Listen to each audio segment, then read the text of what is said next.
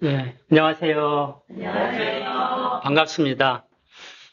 이렇게 저녁에 안 하고 이렇게 낮에 하는데도 많은 분들이 이렇게 오셨네요. 네. 오늘도 이제 입추가 지나고 내일 모레면 이제 처서가 됩니다. 이제 처서는 이제 더위가 다 가고 이제 그친다는 뜻인데 이제 올여름은 유난히도 많이 비가 오고 또 인명 피해도 물론 또 많은 재산도 잃은 분들도 있습니다. 그래서 오늘 함께 하신 분들은 피해가 없으신지요? 네. 이제 모든 분들에게 주님의 사랑과 은총이 늘 함께 하시기를 기도하겠습니다. 네. 지난 6월 달에 뵙고 또 이렇게 뵙게 되니까 너무 반갑습니다. 네. 강의에 앞서서 시작기도 잠깐 바치고 하겠습니다. 성부와 성자와 성령의 이름으로 아멘. 무염에서 벗어나게 해달라고 기도하지 말고 무용과 용감히 맞설 수 있게 해달라고 기도하게 하소서.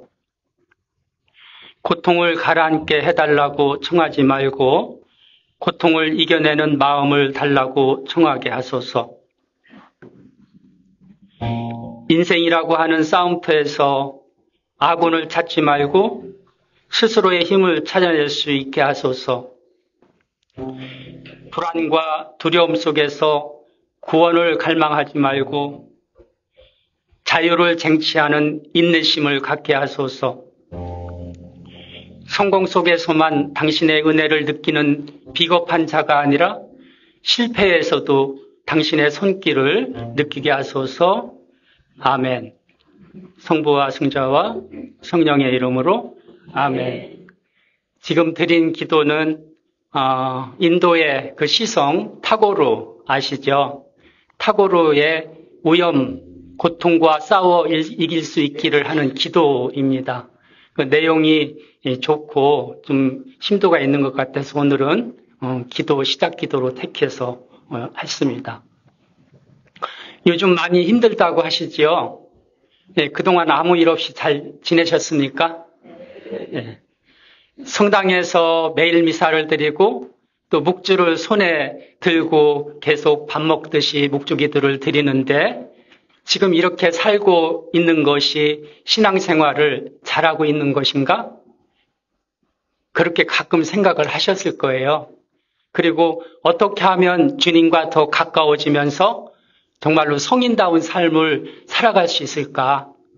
그렇게 매일매일 고민하고 또 신앙생활을 하고 계시지요.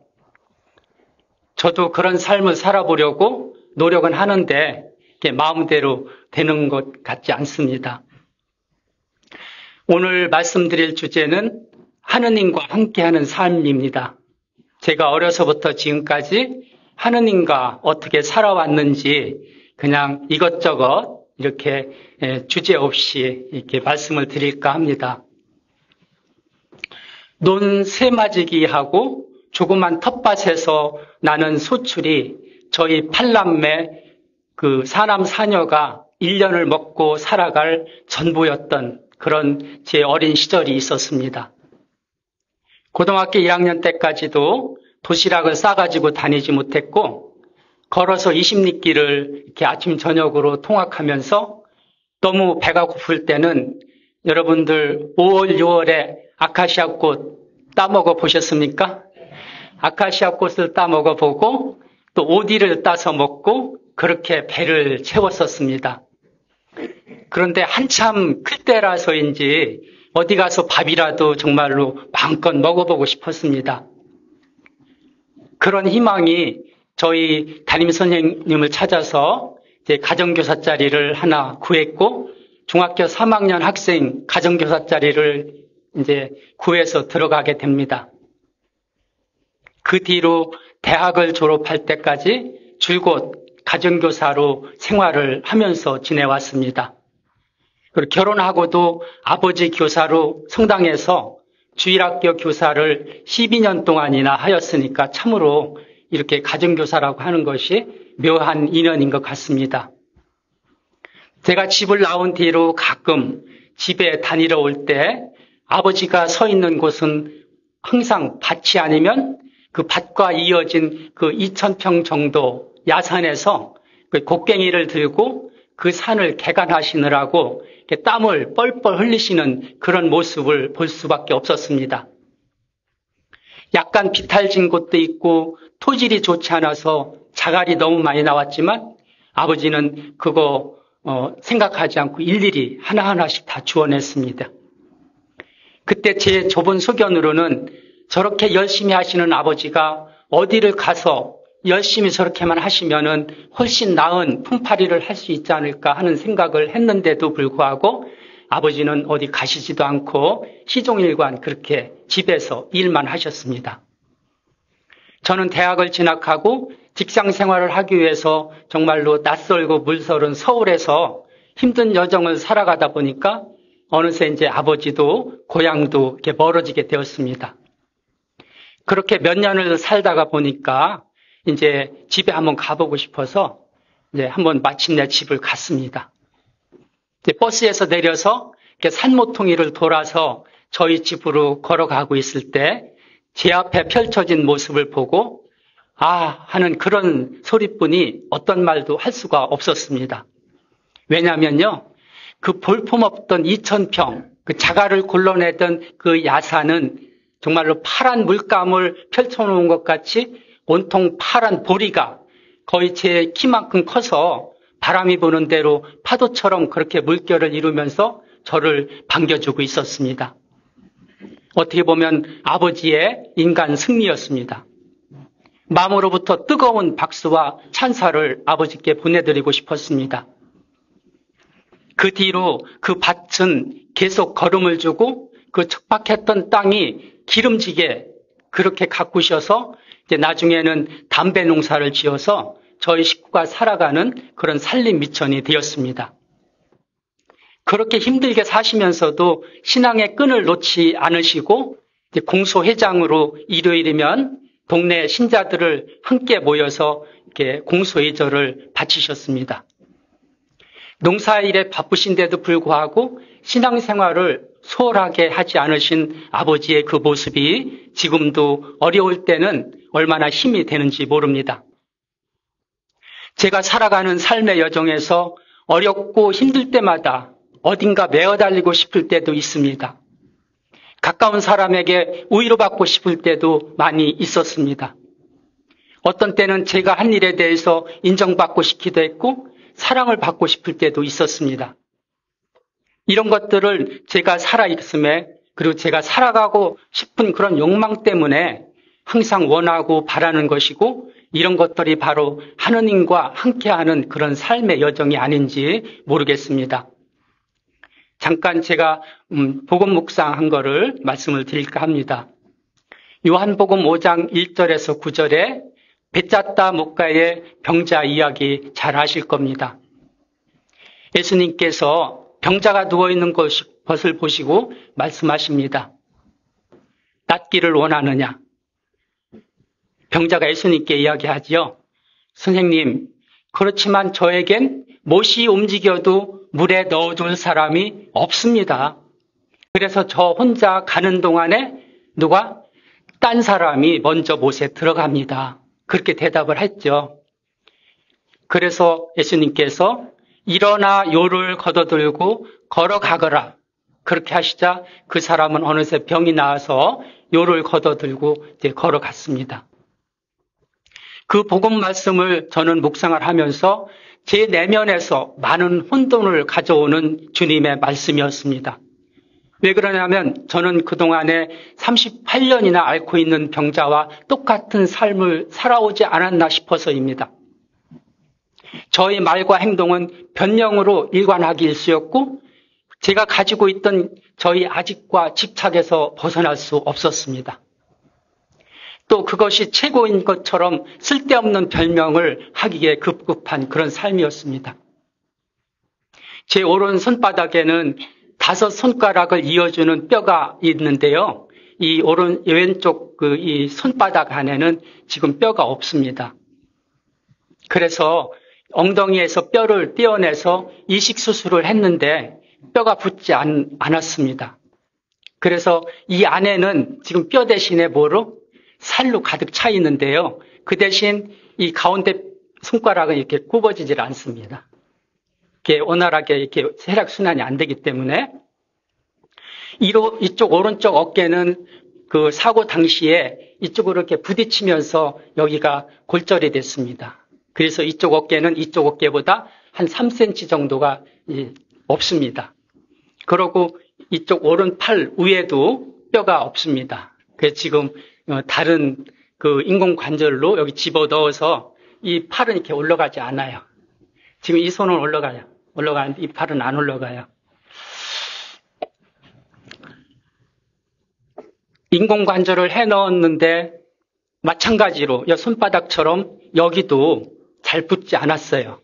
여기에 넣었던 그 뼈 조각들이 주변에 돌아다니면서 이쪽 이렇게 잘못하면은 이렇게 막 찌르는 것처럼 아파요. 그리고 양쪽 다리에도 지금 인공관절이 들어있고 뼈를 이어서 수술을 하였는데 잘 붙지 않고 지금도 비가 오거나 또 겨울 한철 이렇게 추울 때는 통증이 많이 옵니다. 그러니까 지금 겉으로 보시기에는 아무렇지도 않지요. 예, 로봇캅 생각하시면 돼요. 로봇캅. 양쪽 팔하고 양쪽 다리, 머리 다. 예. 왜 뼈가 붙지 않을까? 제가 수술한 병원에서 여러 번 상담도 하였습니다. 더 큰 병원으로 가서 어떤 원인 때문인지도 알아보았고, 또 좋다고 하는 보조식품이 있으면 혹시나 하고 좀 나을까봐 이게 구입해서 먹어봐도 아무 소용이 없었습니다. 뼈가 잘 붙는다는 한방 치료는 물론이고 용하다고 하는 한의사를 찾아가서 한약을 지어 먹어도 그때뿐이었습니다. 한 10여 년 전에 제주 중앙성당에 대림 특강을 갔었습니다. 대림 특강을 하고 났는데 주임신님께서 저를 부르셨습니다. 며칠 뒤에 본당에 행사가 있어서 말을 한 마리 잡는데요. 제주도에는 그 잔치 같은 거 할 때 여기는 소를 잡지요. 서울이나 이쪽 경기도 쪽은. 그런데 제주도는 잔치 같은 거 있을 때 소를 잡는 게 아니고 말을 잡는데요. 예, 말요. 그 말을 이렇게 여기서 소고기 팔듯이 거기서는 말고기 파는 그 식당이 있어요. 예. 그 한 마리 잡을 예정인데 시모님이 저를 불러서 하시는 말씀이 말뼈가 저 마테오한테 특별히 좋을 것 같으니 그 뼈를 한 마리 다 주시겠대요. 그래서 다른 한약재 좋다는 거하고 함께 그 말뼈를 다려서 한 달 이상 복용을 하기도 했습니다. 네. 또 몸속에 이렇게 뭉쳐있는 어혈을 빨리 빼주어야 좋다고 해서 여기서 멀리 경상남도 사천이라는 데가 있어요. 사천이 아니고 산청이라고 하는 데로 그 먼 길을 매주 한 번씩 다니면서 피를 빼러 다니기도 했습니다. 피부 가려움이 얼마나 가려운지요. 이 연한 부분들 있죠. 사타구니하고 이런 쪽에 긁다 보면요. 피가 나도 계속 가려워요. 잠을 못 자요. 그래서 그 아산병원 특진을 받고 약을 먹고 주사를 맞아도 안 나아요. 그래서 어느 분이 그 피톤치트가 많이 나는 곳에 가서 요양을 하면 좋다고 그래서 피톤치토가 나오는 것이 어딘가 하고 봤더니 전라도 장수, 구례, 또 제주도 그 산간지방, 그 나무가 많이 침엽수 같은 거 많이 나는 그런 데가 피톤치트가 많이 난대요. 그래서 그런 데로 가서 한두 달씩 요양을 하기도 했어요. 그러면 한 달 정도 되면은 이렇게 그 짓물었던 그 가려운 것들이 이렇게 꾸덕꾸덕해져요. 그러면 또 서울에 올라오죠. 서울에 올라와서 또 며칠 지나면 또 가려워요. 네. 그리고 매일 걸으면 좋다고 그래서 그 아픈 다리를 끌고 하루에 7, 8km 이렇게 거기 저희 집 앞이 바로 그 종합운동장이 있고 거기 88 올림픽을 했던 공원이거든요. 그래서 그 공원을 7, 8km 정도 걷고 또 물속에서 걷는 것이 다리에 부담을 안 주고 운동을 많이 하는 그 효과가 있다고 그래서 또 수영을 하는 그쪽에 가서 거기 그 수영장을 이렇게 몇 바퀴씩 돌면서 이렇게 끼우뚱거리고 그렇게 걷기도 했어요. 그렇게 매일매일 삶이 행복할까요? 불행할까요? 힘들죠. 예. 처음에는 빨리 며칠만 하면 나도 건강한 사람들처럼 빨리 나도 완쾌될 거야 하는 그런 희망을 가지고 했어요. 근데 한 달이 지나, 두 달이 지나, 1년이 지나도 아무런 차도가 없으니까 어떻게 돼요? 짜증나고요. 화도 나고요. 왜 나한테 그런 고생을 나한테만 하지? 내가 왜 그런 고생을 하지? 그런 생각으로. 갈등이 오기 시작했어요. 좌절도 되고요. 우울증이 왔어요. 2층, 제가 사는 집 2층에 침대에 누워서 힘없으니까 2층에 누워있으면요. 우울증이 왔을 때 어떤 생각이 드냐면요. 창문을 깨고요. 거기 안으로, 그 밖으로 뛰어내리고 싶어요. 왜요? 밖으로 뛰어내리면 시원하고 속에 있는 답답했던 것들이 전부 다 나올 것 같은 생각이 드는 거예요. 네. 우울증이 그렇게 무서워요. 불면증이 와서 하루 2시간 이상 자지를 못했어요. 그러니까 잠을 못 자니까 그 다음날 아침에 일어나면 어때요? 몸이? 네. 그런 것들이 이제 제 마음속에서 이제 화가 되고 자신을 통제하기가 어려워졌어요. 그렇게 배짰다 연못의 병자와 같이 주님 앞에서 저는 정말로 무기력하기만 했어요. 하지만 사랑이신 주님은 결코 쓸모없는 저를 창조하지 않으셨으리라는 그런 믿음이 생겼고 언젠가는 이 고통에서 저를 건져주시리라는 그런 믿음이 생겼습니다. 네. 충분히 저의 삶도 우리 아내와 우리 자식들과 가족과 함께 행복하게 살아갈 만한 그런 값어치가 있다고 생각이 되었어요. 주님께서 어느 날 마테오야 낫기를 원하느냐 하고 물으셨을 때 예 주님 저는 진정으로 낫기를 원합니다. 그렇게 큰 소리로 말씀을 드렸어요. 그러던 어느 날 재활운동을 하는 과정에서 의사 선생님께서 저희 방에 오셨어요. 왜 1년 이상 2년 동안 수술 부위가 그렇게 뼈가 붙지 않는지 원인을 아는 것이 치료를 하는데 도움이 될 것 같아서 의사 선생님 나름대로 여러 가지 시험을 해보셨대요. 그런데 거기에서 아연이라고 하는 영양소가 제가 체질적으로 받아들이지 못하기 때문에 그렇다고 말씀을 해주셨어요. 아연이라고 하는 그 영양소를 제 몸에서 받아들이지 않으면 거기에서 오는 후유증을 쭉 말씀을 해주셨어요. 특히 수술 후에 뼈가 쉽게 붙지 않는데요. 근육 발달이 늦어진대요. 또 사고 시 충격을 주었던 이쪽 허리가 골반까지도 이렇게 영향을 주어서 잘 때는 이쪽에 이렇게 벽에 같은 거를 받치지 않으면은 이렇게 쭉 뻗을 수가 없었어요. 아파서. 그리고 손과 발이 자주 쥐가 났어요. 네. 그다음 췌장에서 인슐린 분비가 잘 안 돼서 그 간 기능이 저하되기 때문에 늘 피곤하대요. 그다음 소화 기능도 떨어진대요. 그러니까 아연이라고 하는 그 자체가 얼마나 제 몸에 영향을 주는지 그 선생님이 쭉 얘기를 했어요. 그러면서 이제 아연이라고 하는 영양소를 적절하게 공급을 해서 치유를 하면은 차츰차츰 좋아질 거라고. 그 이야기를 하고 나가셨는데 제 마음이 어때요? 너무 좋죠. 새롭게 희망을 찾았으니까, 나을 수 있다고 하는 말씀을 하고 가셨으니까. 그러니까 일어나 빛이 되어라 하고 하신 그 주님의 말씀대로 이제는 제가 희망도 용기도 가질 수 있고 또 치유 중에 있는 저의 몸을 위해서 이제 최선을 다해야 되겠다. 그런 마음으로 새롭게 마음을 먹었어요. 그리고 주님의 도구로서 기쁨과 희망을 가지고 또 사랑을 실천하면서 주님의 사도로 하느님과 함께하는 삶에 최선을 다하자. 그렇게 제 마음을 다잡았습니다. 아까 말씀드린 대로 저는 사남, 사녀 중에 장남이에요. 네. 막내 여동생이 저희 부부가 어려운 신혼 살림 때 좁은 집에서 같이 기거를 했어요. 막내 여동생 나이가 저희 아내 세실리하고 나이가 같아요. 그런데 우리 세실리아는 24살에 시집 와서 이제 살림을 하는데 우리 막내 여동생은 저가 생활하는 그 집에 조그만 골방 같은 데 와서 대학을 다니겠다고. 그래서 대학 등록금을 어떻게 해요? 제가 받는 월급에서 쪼개서 대학 등록금을 줬어요. 졸업을 마쳤어요. 졸업을 했는데도 몇 년 동안 취직이 안 됐어요. 그러면서 제가 이제 속이 좀 탔죠. 그런데 마침 성당에서 같이 성가대 하던 그 단원 중에 한 사람을 데리고 왔어요. 결혼하고 싶다고.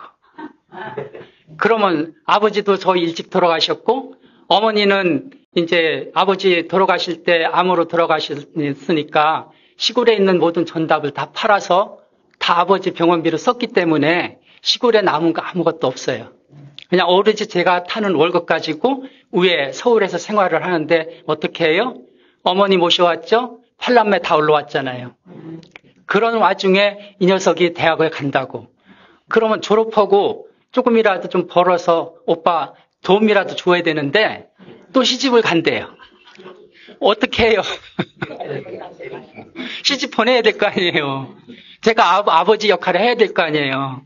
그래서 제가 우리 세실리아한테 모르게 저녁에 알바를 해서 이제 비밀 통장을 2개 갖고 있었어요.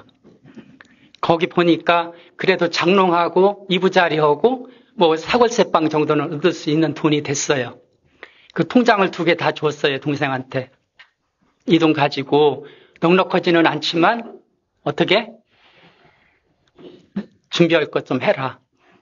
그러고 이 녀석이 통장을 없앴으면 좋은데 제로로 다 써놓고 2개를 어디다 갖다 놨어요? 제 책상 위에 갖다 놓은 거를 세실리아가 봤어요. 여러분들 어떻게 하시겠어요? 남편한테.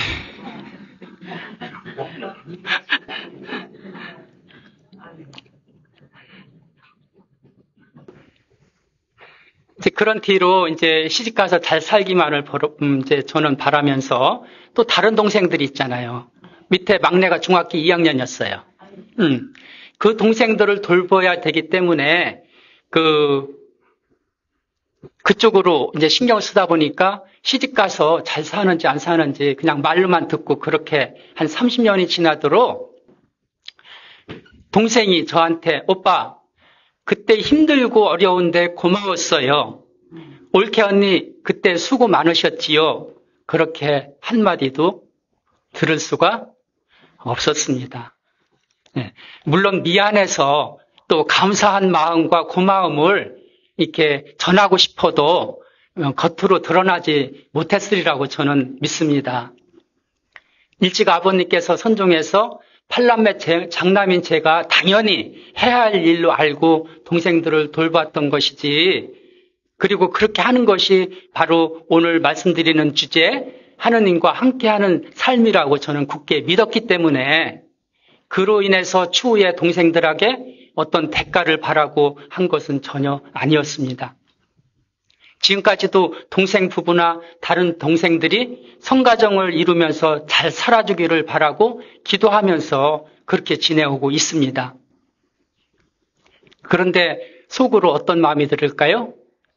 약간 서운한 마음이 들었어요. 교통사고로 정말 6년 동안 제가 병원에 있었어요. 수술과 치료를 받고 후유증으로 정상적이지 않은데도 섭섭한 마음이 들 정도로 정말로 저한테 각박하고 냉정하게 대해왔던 그런 말이나 행동을 생각하면 서운하면서도 왜 그럴까? 막내 동생이 왜 그럴까? 그런 의문이 들기도 했어요. 그래서 그 마음속에서 그 동생 부부를 멀리서 이렇게 저는 지켜만 보고 있었어요. 그런데 얼마 전에 동생 남편으로부터 새벽에 급한 전화가 왔어요. 동생이 많이 아파서 병원에 한 3일 있었는데 그 병원에서 원인을 모르는데 다른 병원으로 어디로 가면 좋겠냐고 전화가 새벽 3시에 왔어요. 전화를 받는 순간 오빠가 아프고 힘들어서 누워있는데 얼마나 아프고 힘이 드는지 말 한마디도 없더니 왜 전화했어? 그렇게 말이 나가려고 그랬어요. 근데 너희들이 잘 알아서 조치하라고 그렇게 이해하고 싶었어요. 그런데요, 이상하게도 제 마음이 그게 아니었어요. 또 원인을 아는 병이라면 그렇게 이야기하고 그대로 지나칠 수가 있었겠죠.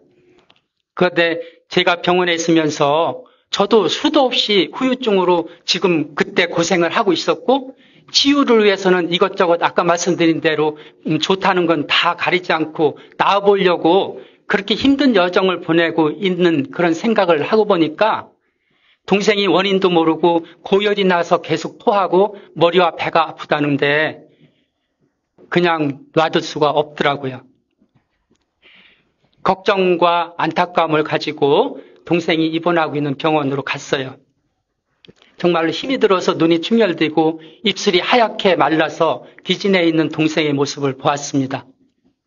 혈육이 무엇인지 저의 굳었던 마음이 어느새 봄눈 녹듯이 사라지면서 주님께 화살기도를 드리고 있었어요.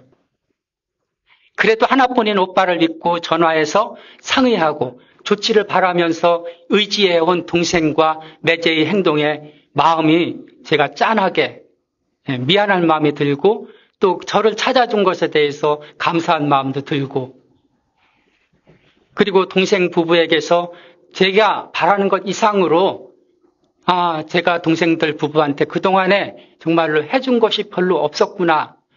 저 보잘것없는 저 자신을 다시 바라볼 수 있는 그런 여유도 생겼습니다.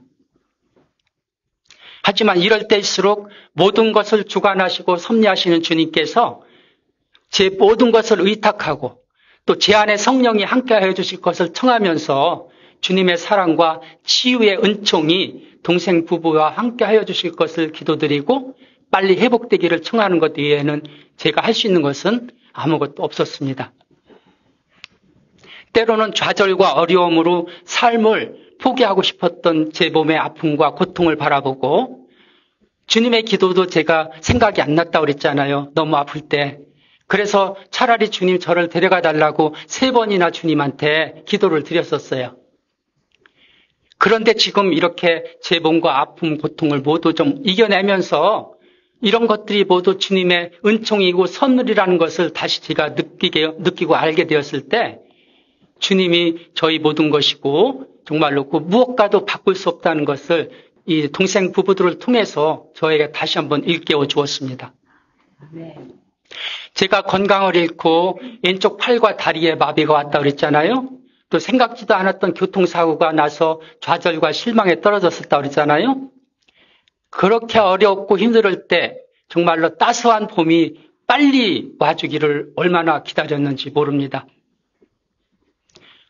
아픈 몸을 치유하는 과정에서 제 육체적인 고통은 물론이고 고통 속에서 미움도 생기고 사랑할 수 있는 삶이 무엇인지 주님께서 저한테 알려주셨습니다. 제 삶이 가시밭길 투성이인데 이런 삶이 무슨 가치와 의미가 있을까?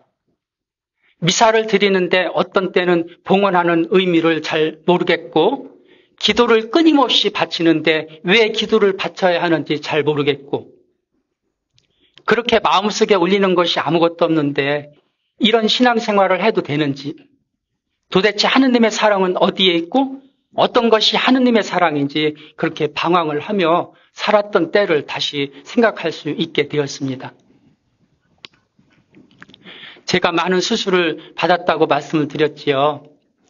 아침에 해진을 오시는 주치의가 3분입니다. 정형외과, 그 다음에 귀를 제가 3번 수술했다고 그랬잖아요. 왼쪽 눈이 실명될 수 있다고 그랬잖아요. 이비인후과 과장이 들어오고 안과 과장이 들어오고 정형외과 과장이 들어오고 이렇게 3분이 번갈아가면서 들어왔어요. 아침에 그 의사들을 기다리면서 해진을 오셔서 주치의 입에서 어떤 말씀이 나올까? 어떤 검사 결과가 나올까? 그게 정말로 이게 목이 타듯이 기다려졌어요. 그럴 때 수술 경과가 아주 좋다는 주치의 말 한마디는 저희 옆에서 늘 함께 해주는 아내한테도 그렇고 저한테도 죽음에서 정말 희망과 생명으로 옮겨지는 그런 순간이다. 그렇게 실감을 해요. 참된 행복이 무엇인지 그걸 통해서 깨닫게 해주셨고 그때마다 저희 가족 안에 더욱 한마음으로 깊이 이렇게 가까워지는 것도 느낄 수 있었어요. 바로 그때 중환자실로 딸과 아들이 저를 면회왔어요. 면회왔을 때 이 부딪히고 그래서 얼굴은 뚱뚱 부어서 제 얼굴 모습이 아니죠. 양쪽 다리는 수술을 해서 가시관 같은 철관을 이렇게 박아 놓았기 때문에 이렇게 언뜻 보아도 무섭지요. 아빠의 모습을 보면서 많이 놀래더라고요. 하지만 제가 움직일 수는 없어도 한쪽 눈으로밖에 볼 수 없어도 살아도 다시 딸과 아들을 볼 수 있다는 그 기쁨, 그게 얼마나 큰지 몰랐어요. 진통제와 무통제라도 듣지 않는 통증과 함께 밤이 왜 그렇게 긴지 몰라요. 그 긴 밤을 정말로 막막한 그런 밤을 지내면서 불안하고 초조하고 고통 속에서 잠을 이룰 수가 없어요. 진통제 안 들어요. 무통제 안 들어요. 그러면은 막 소리 지르잖아요. 간호사가 와서요. 아프다고 소리 지르면 뭐 갖고 오는지 아셔요? 몰핀 가지고 와요. 네. 몰핀 놓으면은 그래도 2-3시간은 이렇게 고통이 가라앉아요. 그 시간에 잠깐 잠을 잘 수 있어요. 그렇게 아픔과 고통이 너무 심해서 견딜 수 없을 때는요, 오로지 주님께 기도로 또 성모님께 메어달리는 그 순간순간 사고 때 8분이 같이 갔다가 오면서 5분이 먼저 돌아가셨다고 그랬잖아요. 말씀 못 들으셨나요? 들으셨죠? 먼저 선종하신 5분들을 저도 여차하면 따라갈 수 있겠다고 하는 생각이 들어서 본당 신부님께 병자성사를 청하기도 하였습니다. 그 병상 머리맡에 십자가에 달려있은 그 예수님을 바라보았어요. 비록 아무것도 할 수 없는 몸이라도 제가 살아서 아내하고 자식들 옆에 있어만 주는 것만으로도 아픔을 덜어줄 수 있다면 아무리 제가 당하는 고통이 심하다 하더라도 죽을 수는 없을 것 같았어요. 죽고 싶지 않았어요. 그런데요, 실망을 주는 것들이 뭐냐면요. 열어놓은 병실문 앞으로 지나가는 사람들이 저를 쳐다보고 하는 말이 있어요. 저 환자는 2년 안에는 일어나지도 못할 것 같네. 일어나도 정상적으로 걷기는 힘들겠어. 제가 못 듣는 줄 알고 그렇게 하고 지나가요. 그럼 제 마음이 어떻겠어요? 네. 그럴 때마다 저는 주님께 말씀을 드려요. 너무 힘들다고. 그럼 주님이 뭐라 하시냐면요. 잘 아시잖아요. 네가 아파하고 고통에 시달릴 때 나도 같이 아파하며 내 옆에 있어 왔단다. 내가 힘들고 괴로울 때 내가 너희 짐을 지고 항상 따라갈 테니 두려워하지 말아라. 그 말씀이 이렇게 귀에 쟁쟁쟁쟁하고 울리는 것 같아요.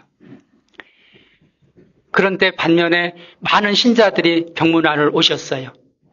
특별히 잊혀지지 않는 것은 본당의 어르신들, 80, 90 드신 그런 어르신들이 3분, 4분, 5분 이렇게 수시로 찾아오셔요. 와서 기도하시고 그게 좀 쭈글쭈글하신 그 손가락으로 저를 이렇게 어루만지시면서 빨리 일어나라고. 그리고 발치에 놓고 가시는 게 있어요. 뭘까요? 이렇게 꼬깃꼬깃해서 여기 호주머니에 놓고 온 하얀 봉투. 많지는 않아도요, 그게 얼마나 힘이 됐는지 몰라요. 그렇게 힘든 여정을 보내면서도 성모님이 보고 싶었어요. 그래서 자기 전에 성모님께 기도를 드렸어요. 성모님, 저 좀 보러 오세요. 그리고 수술을 이제 받은 어느 날 중환자실에서 있던 거를 생각이 되는데, 중환자실에서 이제 깨어나면 제 병실로 옮기잖아요. 병실인 것 같아요. 잠깐 눈을 떴는데 앞에 뿌예요. 안개 같아요. 안개가 다 차 있는 것 같아요. 잘 안 보여요. 근데 제 침대 앞에 있는 의자에 누가요? 성모님이 앉아 계셨어요. 네. 네. 그 성모님도 제가 반외 성모님을 제일 좋아해요. 반외 성모님 아시죠? 물론 누로드나 파티마 성모님도 이렇게 다 훌륭하시고 같은 마리아 성모님이시지만 반외 성모님은 제가 거기 성지 갔을 때 이 겨드랑이에 양쪽 겨드랑이에 목발을 짚고 갔었어요. 근데 거기 반외 성모님 가서 거기에 나오는 샘물로 닦고 목발을 어떻게 했어요? 놓고 왔어요. 네. 근데 마침 앞에 앉아있는 의자에 바로 제가 좋아하는 반의 성모님이 앉아 계셨어요. 정말로 성모님이 오셨네요. 아픈 저를 보시러 오셨군요. 성모님 감사드려요. 이렇게 말끝을 끓이는데 이제 그 마취가 아직 안 깼은 상태인 것 같아요. 그냥 바로 또 이렇게 잠이 들어버렸어요. 그렇게 많은 분들이 저를 위로해 주셨고 제일 좋아하는 성모님께서 직접 병문안을 오셨으니 누가 뭐라고 해도 제가 참을 수 없는 고통이 밀려와도 어떻게 해요? 참을 수밖에 없지요. 이를 꼭 이렇게 물고 참아낼 수밖에 없었습니다. 수시로 이제 아픈 팔과 다리를 주무르고 온몸을 이렇게 물로 닦아주다가 지쳐서 파김치가 되어도 아무런 불평을 하지 않고 이렇게 최선을 다해주는, 그러면서도 그걸 다 기쁨으로 받아주는 그 아내를 보면서 제가 그동안에 어떻게 살아왔어요? 아내한테 퉁퉁거리고 아내 말을 어떻게 해요? 제대로 잘 안 듣고 그렇게 지나온 것들이 정말 미안하고 후회가 되더라고요.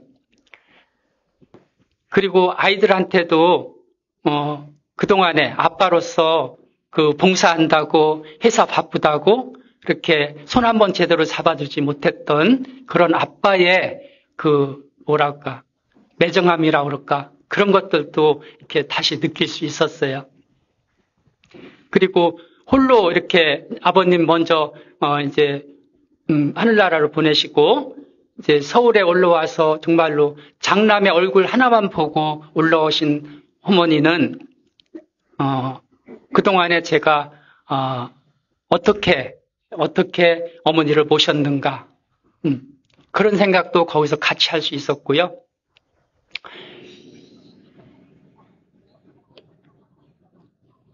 그러면서 이제 저희 부부의 삶이 그동안에 사고 나기 전에 그래도 한 10여 년, 15년 이상 이렇게 살아왔던 것들을 쭉 한번 생각을 해봤습니다.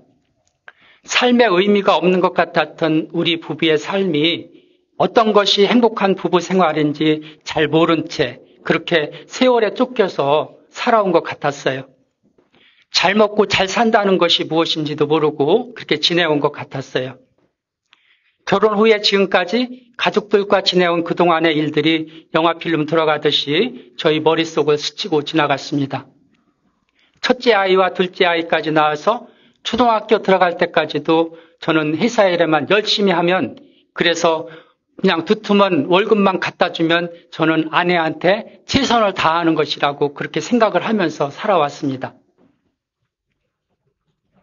그런데 저희 아내는 어린 아이들을 데리고 가까운 병원에 가서 예방주사를 맞아도 될 텐데 굳이 하나는 없고 하나는 손을 잡아서 버스를 타고 멀리 어디로 가요?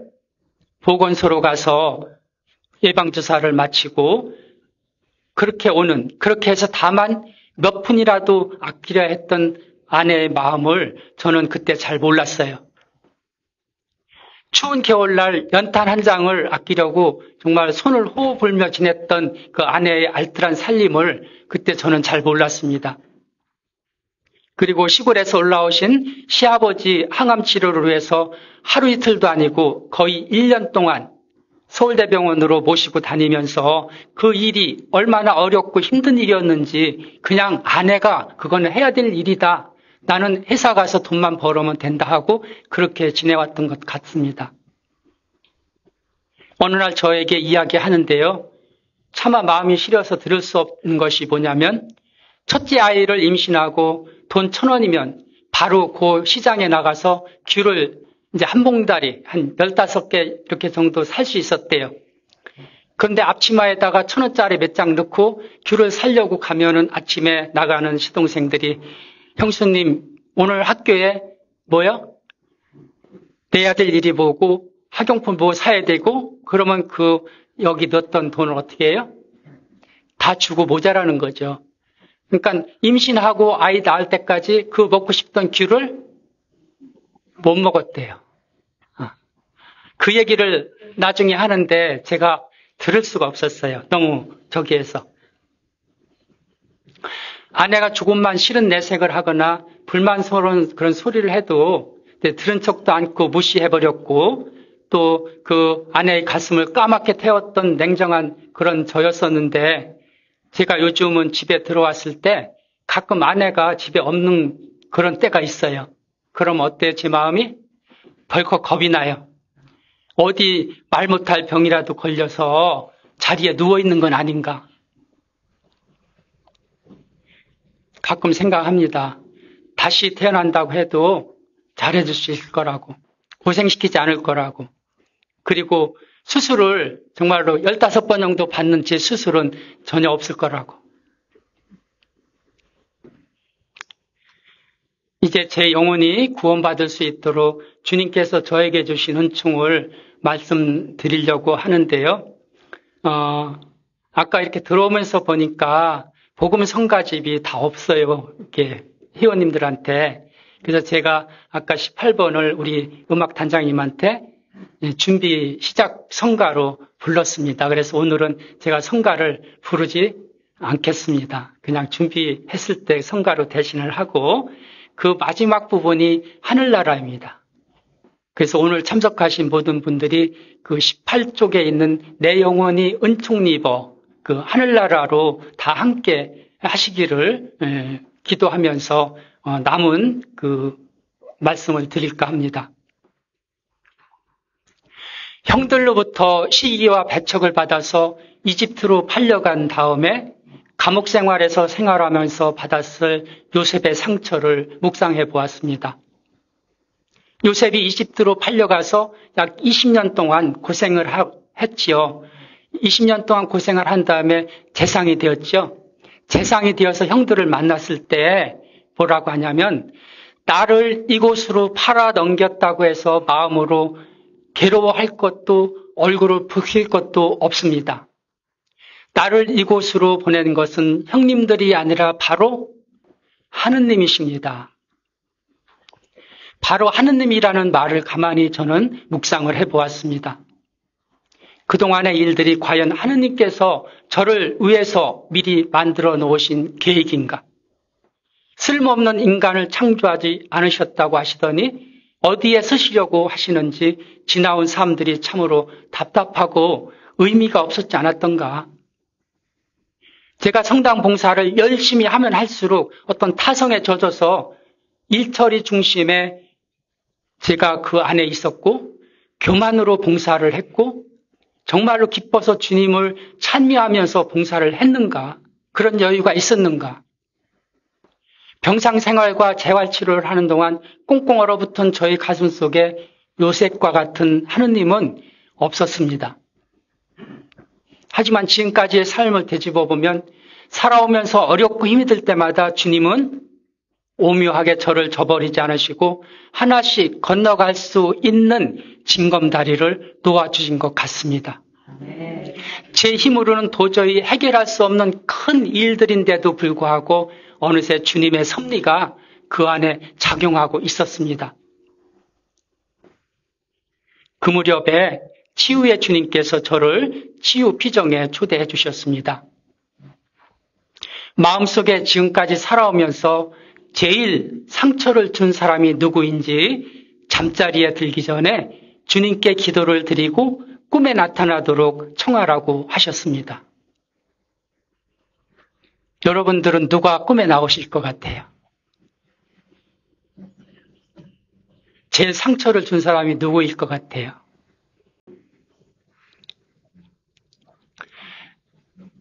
신기하게도요, 생각지도 않았던 외할아버지가 꿈에 나타나셨어요. 왜 그랬을까? 그 다음날 하루 종일 외할아버지에 대해서 어려서부터 지금까지 묵상을 한번 해보라고 그러셨어요. 제 어려웠던 어린 시절을 묵상하였습니다. 아까 팔남매가 살기 힘들어서 제가 고등학교 1학년 때 밥이 먹고 싶어서 가정교사로 나왔다 그랬잖아요. 그때 어렵게 살았던 시절이 생각이 났습니다. 동네에서 정말로 남부럽지 않게 잘 살았던 저희 집은 아버지가 노름으로 전답을 하나하나 팔아서 없앴어요. 돈을 따오시는 날은 그래도 집안이 화기애애해야 하고 100원 이렇게 이승만 대통령이 그려져 있는 돈이 지금 생각나시는가요? 그 100환짜리 돈을 저한테도 한두 장씩 주셨어요.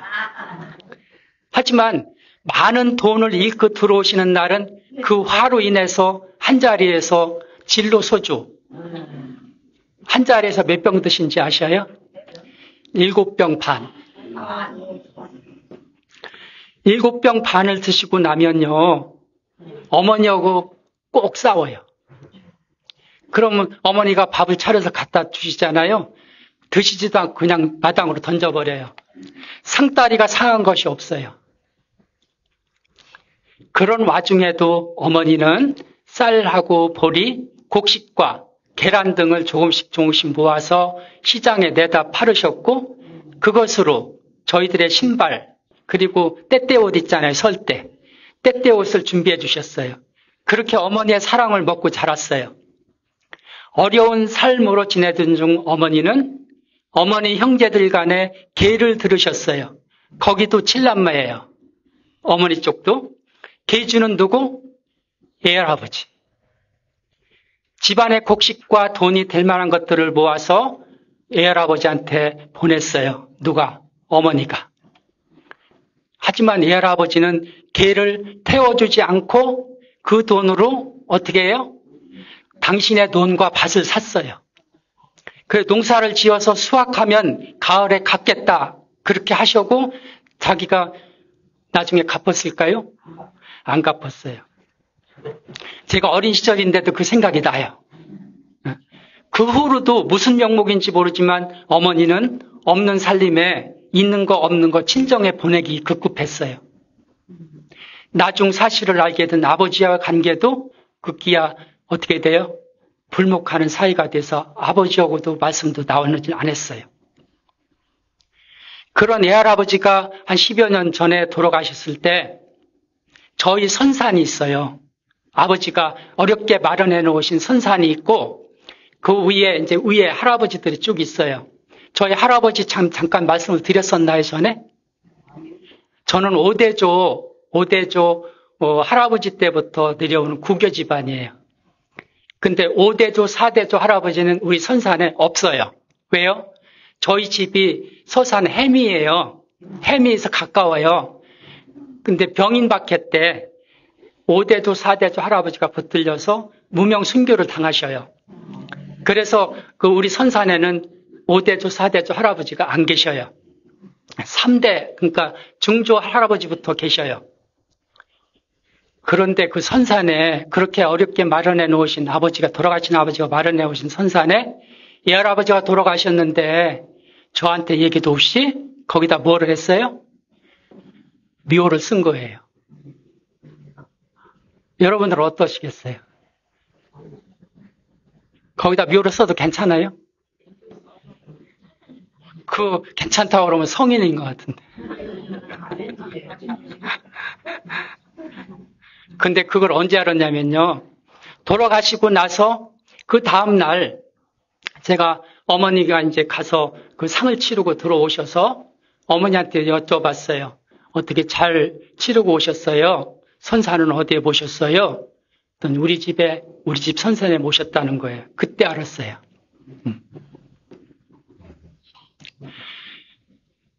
지금도 그렇게 해서 사놓은 논이 몇 마지기인지 몰라요. 몇십 마지기가 돼요, 현재. 서산에.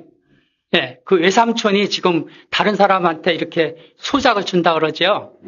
외삼촌은 이제 역시 서울에 올라와 있고, 소작을 줘서 나는 쌀을 그 가족들, 7남매 되는 가족들한테 조금씩 나누어 주느냐면 안 나눠줘요. 어떻게 해요? 우리 어머니가? 어머니 드실 쌀을 한 3가마 정도 돈을 주고 사와요. 지금도요. 사와가지고 우리 8남매 아들, 딸들한테 주느냐? 주시겠어요? 안 줘요. 죄송해요. 제가 우리 집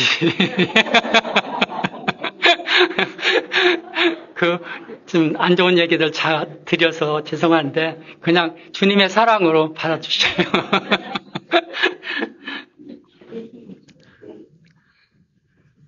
그렇게 아주 오래된 어린 시절의 추억이 제 머릿속에선 다 잊혀졌다고 생각이 됐는데 왜 꿈에 나타났을까?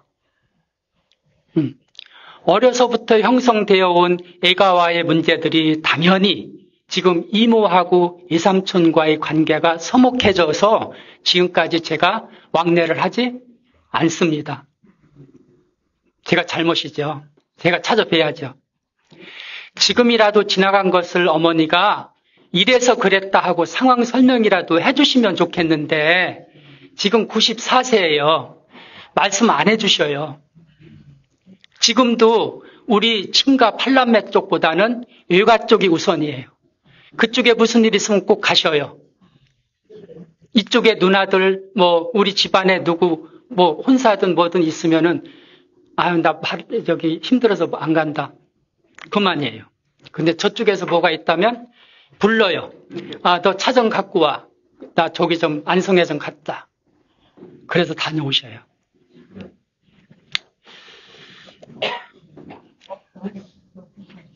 돌아가신 아버지 관계 속에서 받으신 상처와 시집살이가 고달프셨으리라는 것은 저도 얼마든지 이해하고 정말 힘이 드셨겠다. 아버지가 그 많던 논과 밭을 팔아서 정말로 저도 봤어요. 그 파란 돈, 지폐를 이렇게 자루에다가 넣어서 이렇게 짊어지고 노름하러 다녔어요. 그 모습을 어머니가 보면서 받았을 상처. 그거 생각하면 어머니의 지금 심정을 저도 이해가 되지요.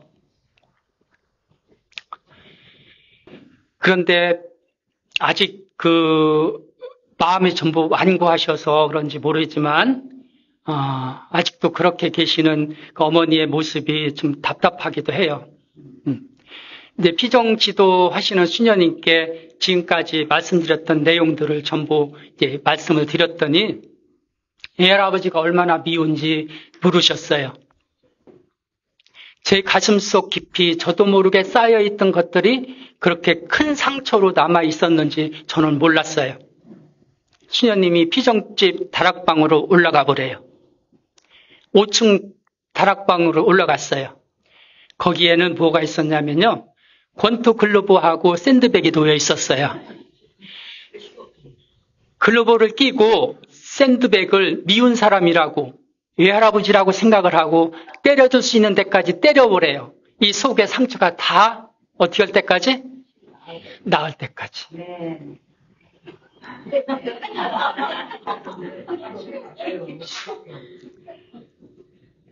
정말로 글러브를 끼고 때리고 또 때리고 하다 보니까 제가 지쳐요. 더 이상 막 지쳐서 때릴 수가 없어요. 그냥 바닥에 설푸덕 주저앉았어요. 주저앉으니까 뭐 돼요? 눈물이 주르륵 흘러내렸어요. 정신을 차리고 그 다음에 옆에 보니까 야구방맹이가 있어요. 또 일어났어요. 야구방맹이로 어떻게 샌드백을 또 쳤어요. 그렇게 해도 속이 풀리지를 않았어요. 옆에 책상에 보니까 A4 용지하고 이렇게 매직하고 있었어요. 거기에 뭐라고 써져 있냐면요. 제가 말씀드리는 게 빠른가요? 내용은 많은데 다 얘기하고 싶어서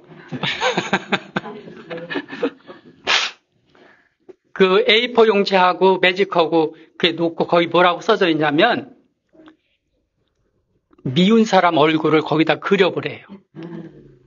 그렸어요. 할아버지 모습을 그때 어린 시절 생각하면서 그렸어요. 그리고 어떻게 해요? 벽에 붙이래요.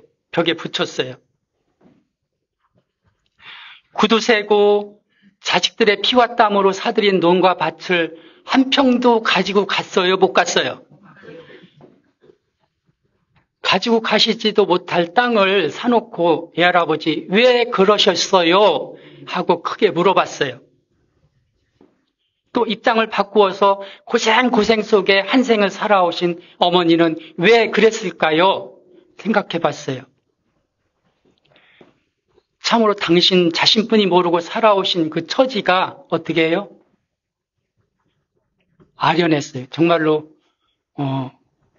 뭐라 그럴까? 화가 나기보다는 좀 그 처지가 불쌍하기도 하고 그랬어요.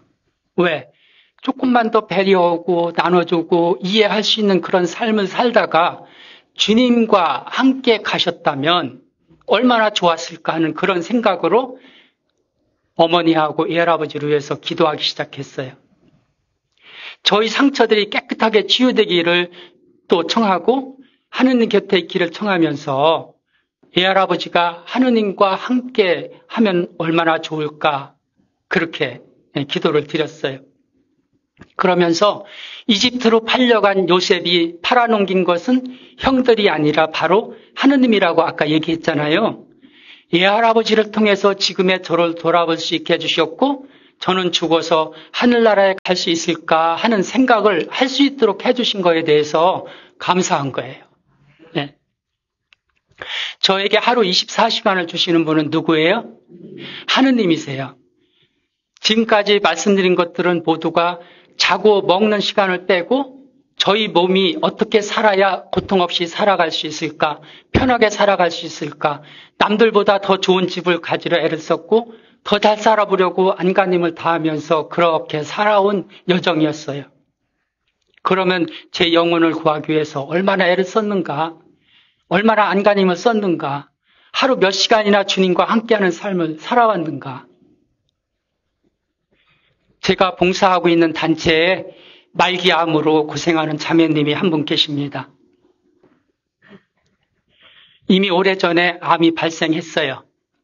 병원 치료를 하지 않았어요. 자연치료법으로 고치겠다고 작년 9월에 제가 만났습니다. 구안의사가 와서 인쪽 얼굴 모습이 정상이 아니었어요. 그때 그 봉사자하고 제가 말을 나눴을 때 3개월을 살면은 잘 살겠다. 그러니까 작년 12월을 넘기지 못할 것 같다는 생각을 했어요. 그러면서 기도를 어떻게 했냐면 다가올 말기 암 환자들의 참을 수 없는 고통이 얼마나 큰지는 전 모르겠어요. 굉장히 아프다 그러는데 호스피스 병원을 알아보고 그에 따른 죽음의 준비를 하면 좋겠다고 몇 번을 얘기했어요. 그 자매님 집을 방문해서 수시로 아픔을 가져오는 나쁜 영들을 쫓아내는 그런 구마기도도 해주고 9일 기도도 봉헌을 했어요. 마침 그 자매가 그 조그만 희망을 가지고 병원에 입원을 했습니다. 의사가 하는 얘기가 역시 항암 치료하는 방법뿐이 없다. 그러니까 이 자매는 항암 치료 안 하겠다고 다시 나왔어요. 호스피스 병동에서 더 이상 해줄 수 있는 것이 아무것도 없었어요. 퇴원 후에 집에서 그래도 암 환자한테 좋다고 하는 친환경 자연식품을 구해서 먹고 또 암 환자만 치료한다고 하는 이름난 한의원에 다니기 시작했어요. 또 신부님께서 집을 방문해서 병자성사를 주셨고 아름아름 수녀님들께서도 가셔서 많은 기도와 또 임종을 대비해서 좋은 말씀도 해주셨어요. 지난 5월 달인가 통화를 했어요. 이미 뼈까지 전이가 됐고 머리까지 올라왔대요. 그래서 1차 안면 장애가 왔다고 그랬잖아요. 근데 위로 뇌로 퍼진 그 암 때문에, 전이 된 암 때문에 2차로 또 이쪽이 또 왔어요. 안면이. 그러니까 이렇게 이그러지고 이렇게 이그러지고 얼굴이 말이 아니에요. 한 달 전에 제가 이제 마지막이라고 생각을 하고 이제 사정을 했어요. 그때 뭐를 먹고 사냐고 그랬더니 씹을 수가 없어서 양쪽 입으로 이게 힘이 없어가지고 콩하고 야채 또 연한 두부 이런 거를 이렇게 즙으로 만들어서 이렇게 빨대로 먹고 있대요. 그래서 제가 안타까운 마음으로 그동안 제가 강의하는 것을 녹화를 해서 보내줬어요. 지금도 녹화를 하잖아요. 네, 그 환자한테 보내주고 또 제가 잘 아는 수녀님들, 암 환자들 계셔서 그 수녀님들한테 보내드리느라고 사실은 이 녹화를 했어요. 예. 제가 말씀을 드렸듯이 한겨울 추위하고 또 이렇게 장마철 무더울 때 이 온도 차이로 인해서 이 수술했던 자리들이 많이 땡기고 아파요. 그래서 한 4년 전에 주님께서 저에게 조그만 텃밭과 보금자리를 강원도 행성에 마련해 주셨어요. 회사에 일이 없거나 일요일 본당에 행사가 없을 때는 그 보금자리에 내려가요. 아침에 제가 직접 심은 오이, 토마토, 상추, 또 아삭이 고추, 부추, 가지, 옥수수, 감자 다 아시잖아요. 그런 것들 약 하나도 안 치고요. 그냥 거기서 나오는 대로 따서 먹어요. 여기 서울에 와서 마트에 가서 사는 거는요. 그렇게 먹다 보니까 맛이 없어요. 입맛에 맞질 않아요. 그래서 제가 지금 15년째 앓고 있는 당뇨도 수치가 많이 내려갔어요. 그래서 그 암으로 고생하고 얼마 남지 않은 자매님이 정말 하루 이틀만이라도 제가 있는 그곳에 행성에 와서 있으면 얼마나 좋을까. 지난달 말에 혹시 말을 잘할 수 있을까 싶어서 통화를 했다고 그랬잖아요. 그 작물들을 키워서 이렇게 먹고 있고 이렇게 몸이 좋아지고 있고 하다는 얘기를 쭉 하면서 맑은 공기와 푸르름 속에서 주님과 함께하는 시간을 보내다가 주님께로 가면 얼마나 좋겠느냐 하고 계속 얘기를 했어요. 행성에 내려왔게요? 안 내려왔게요? 한 달 전에 내려왔어요. 네. 제가 힘이 드니까 어떤 분이 내려와도 좀 신경이 쓰여요, 사실은. 그런데 이 자매가 내려왔는데 이상하게도 힘든 그런 것이 하나도 느껴지질 않아요. 키운 것들을 바로바로 수확해서 이제 맛있게 제가 조리를 할 수 있는 데까지 조리해서 이렇게 주면요, 잘 먹어요. 네. 그러니까 잘 먹으니까 어때요? 우리 어머님들 어때요? 자식들이 잘 먹으면 하나라도 더 해주고 싶잖아요. 그러니까 제가 조리는 못해도 이것저것 또 뜯어다가 다 이렇게 또 해서 줘요. 밤에 잠잘 때는 서울에 있을 때 1시간에 한 번씩 일어났대요. 왜? 통증으로 아파서. 근데 거기 와서 지금 한 3번 정도 밤에 3번 정도뿐이 깨질 않아요. 그리고 잘 자요. 맨발로 밖에 나가서 그 아침에 해가 뜰 무렵에 그 잔디를 걸어요. 그리고 어싱이라고 하는 기구를 사용해서 신체가 땅에 이렇게 연결되어서 땅의 기운을 받을 수 있는 장치가 있대요. 그것을 이용하면은 또 몸이 그렇게 많이 풀린대요. 그러면서 그 의자 하나 갖다 놓고 앞에 떠오르는 태양을 보면서 묵주를 들고 기도하는 모습을 보면요. 저도 어때요? 기분이? 좋고 저도 치유되는 느낌이 들어요. 같이. 예. 여러 해 동안 고생하면서 힘들게 지내왔기에 제가 행성에 내려오라고 했을 때 처음에 반신반의하고 내려오지 않으려고 했어요. 근데 지금은 내려와서 한 달 정도 지나니까 서울에 가려고 그래요? 안 그래요? 가려고 그래요. 전이 된 암들이 모두 치유되고 정말로 원래의 상태로 돌아갈 수 있기를 같이 기도합니다. 네. 그리고 저에게 그 보금자리를 주셨을 때 그런 암 환자들이 와서 정말로 조금이라도 치유받고 마음의 안정을 받고 주님께 갈 수 있는 그런 날들이 같이 된다면 그것도 주님께서 주님이 저한테 주신 선물이 아닌가 그렇게 생각을 하고 있습니다. 여러분 자신이 그 외로움과 절망에 빠져서 아무것도 들을 수 없을 때가 있을 거예요.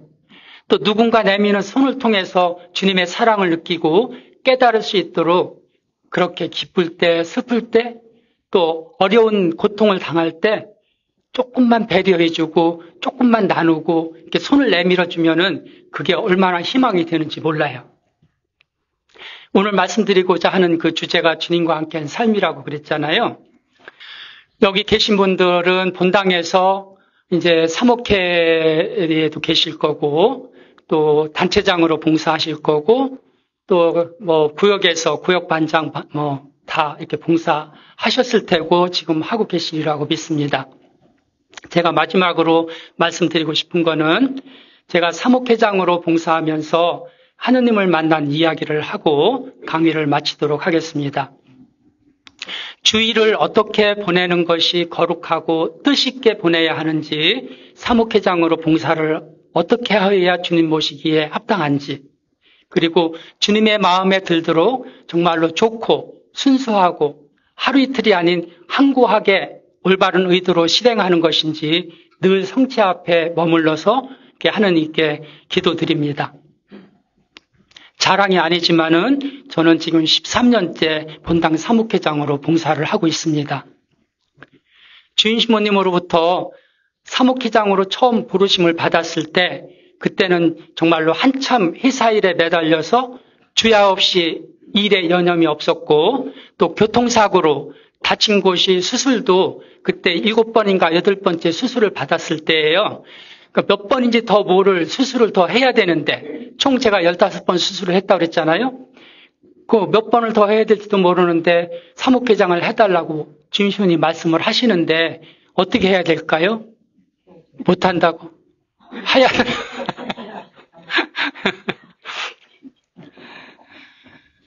새로 살려주신 제가 처음 이제 응급실로 들어가면서 제 아내가요, 오른쪽 다리를 잘라야 된대요. 응급실에서 이제 환자 수술실로 들어가면서 그때 제가 뭐라고 했냐면 제 아내한테 돌아가신 분도 5분이나 되시고 또 제가 다리를 잘라야 살 수 있다면 주님께 맡기고 기도하자. 그리고 이렇게 살려주신 것만 해도 감사할 일인데 그러면서 제가 수술실로 들어갔어요. 그 수술실에서 나왔더니 다리가 붙어 있었어요. 나왔을 때 제가 주님께 약속을 한 것이 뭐냐면 덤으로 주시는 제 삶을 앞으로 어떻게 주님께 봉헌하겠다고 말씀을 드렸어요. 그러면 주임 시모님께서 제가 아프고 힘들지만 사목회장으로 부르셨을 때는 어떻게? 예.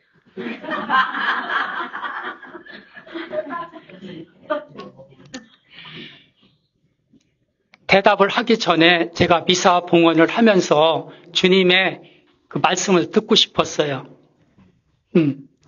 주님 어떻게 할까요? 그런데요, 주님이 해라 말아라 하는 그런 말씀도 없으시면서 네가 봉사를 맡아서 하면 네가 할 일들이 있어. 그 얘기만 자꾸 들려오는 거예요. 뭐냐고요? 3가지가 있어요. 첫 번째는 미사 시작 전 30분 전에 성당에 가라. 그럼 성당에 가서 왜요? 성당 마당에 서 있다가 걸음이 불편한 어르신들이 오면 부축해서 계단을 오르고 엘리베이터 있는 데까지 모시고 가서 안내를 해드려라. 그 얘기가 자꾸 떠올라요. 두 번째, 상가가 발생하면 모든 일을 제쳐놓고 상가에 가라. 그 성당에 있는 그 식구들 중에. 그래서 상주를 위로해주고 같이 연도를 바쳐라. 그리고 될 수 있으면 사무구연이나 단체장들도 같이 동행을 하고 주임 시모님이나 수녀님도 모시고 가면 좋겠다. 그리고 3번째는요. 어려운 이웃을 도와주기 위해서 성내동, 제가 사는 성내동 지역에 어렵고 힘든 이들을 파악을 해봐라. 거기는 이제 아파트촌도 있고 옛날 빌라도 있고 그 섞여 있어요. 소년, 소녀 가장들도 많을 거고 독거노인들도 많이 있을 거다. 그런 대상을 한번 찾아서 그 사람들을 어떻게 도와주면 좋을지 생각해봐라. 그런 생각들이 계속 되는 거예요. 한 3가지가 그렇게 되는 거예요. 그래서 이제 그 다음에 나와서 신부님께 어떻게 해요? 네, 했죠. 네, 하고 이제 사무키를 구성하고 이제 첫 번째, 두 번째는 그거는 뭐 제가 말씀 안 드려도 되고 3번째 소년, 소녀 가장하고 독거노인들을 해서 어떻게 도와줘야 될까? 방문을 해서 다 이제 했더니 40-50명이 돼요. 40-50명이. 그렇게 많아요. 그래서 이제 저희 빈첸시오 회원들하고 사무구원들 구성을 해서 회의를 했어요. 무엇을 먼저 도와주면 좋을까? 뭐 해드리고 싶을까요? 소년, 소녀 가장들을 보니까 아침을 걸르든지 아니면 라면을 끓여서 그냥 헐떡 먹고 학교 가기 바빠요. 독거노인들, 어르신들 여기 뭐 아침 다 잘 드시는지 모르겠는데 아침 안 드셔요. 그냥 아점으로 점심때 뭐 10시, 11시 돼서 한 번 먹고 저녁 때 한 번 먹고 그러셔요. 우선 먹는 것부터 우리가 해결해보자. 그래가지고 어디로 갔냐면요. 파리바게트하고 지금 뚜레쥬르는 없는 것 같은데 뚜레쥬르 빵집에 가서 밤 11시 이후에 찾아갔어요. 성내동 지역에 있는 그 빵집을. 가서 빵집 사장님한테 11시 이후에 못 파는 빵을 좀 달라고 그랬어요. 주었을까요? 안 주었을까요? 안 줘요. 처음에는. 당신들 이거 내일 아침에 팔을 거냐고 머뭇머뭇해요. 그래서 이제 취지를 얘기를 했어요. 이런 분들을 위해서 내일 아침에 새벽에 학생들하고 독거노인들한테 주려고 그러니 좀 줘라. 처음에는 안 주더니 나중에는 오히려 그분들이 전화를 해요. 우리 땅 얼마 남았으니까 빵 좀 가져가세요. 그렇게.